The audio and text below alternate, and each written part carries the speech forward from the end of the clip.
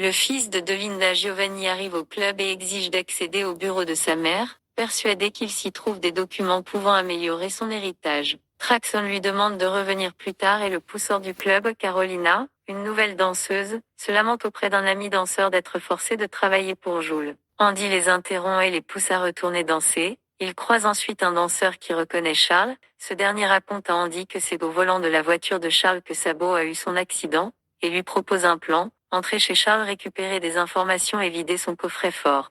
Ren appelle Kimi pour lui annoncer la mort d'Angèle, une information transmise par Alex. Elle lui révèle aussi que l'ordre venait d'Horace. Paniquée, Kimi envisage de fuir loin d'Horace, craignant d'être la prochaine. Ren lui demande d'attendre son retour. Elle demande ensuite à Alex de la raccompagner chez elle.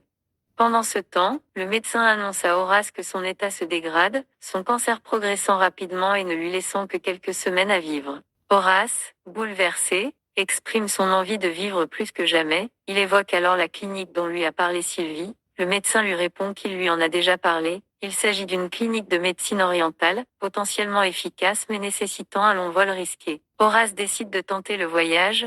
Kimi entre dans la chambre de Sylvie. Ren l'appelle et lui dit qu'elle arrive bientôt. Kimi culpabilise d'avoir entraîné sa sœur dans ses problèmes et demande à Ren de voir avec Alex s'il peut leur trouver une voiture.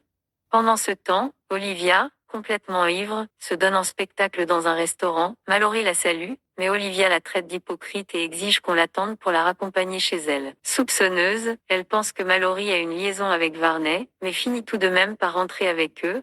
De son côté, Alex informe Ren qu'il n'existe qu'une seule route pour sortir de la résidence, ce qui signifie qu'elles seront forcément suivies. Ren comprend qu'elles ont été piégées depuis le début. Elle demande à Alex de questionner Traxon sur les raisons pour lesquelles Horace aurait voulu éliminer Angèle.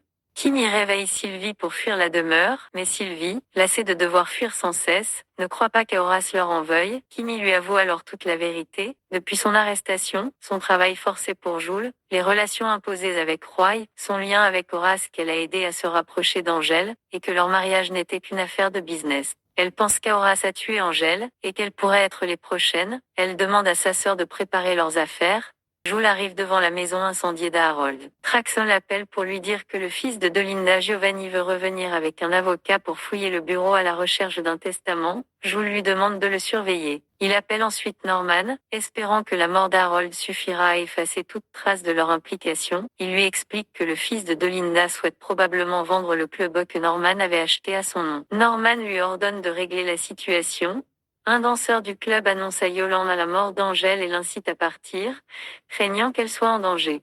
Angèle, en réalité vivant, entre dans la chambre d'Horace. Ce dernier, pensant rêver, s'excuse d'avoir osé sa mort. En réalisant qu'Angèle est bien en vie, il lui demande des explications.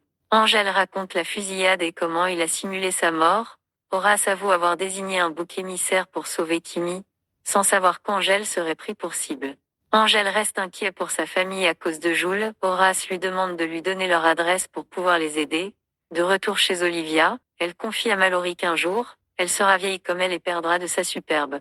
Arrivée chez elle, elle demande à Varney de la raccompagner jusqu'à la porte, puis de monter. Elle lui fait des avances explicites au club. Le danseur approche Charles comme prévu, lui propose de consommer des produits dans les toilettes, et Charles accepte. Ren arrive enfin à la résidence. Kimi est toujours décidé à fuir les Bellary pour protéger ses proches. Ren suggère de prendre une voiture dans le garage, mais demande à Kimi de se calmer un peu avant de partir. Chez Olivia, les avances insistantes envers Varney le mettent mal à l'aise. Mallory intervient pour lui permettre de partir avec elle. Varney la remercie.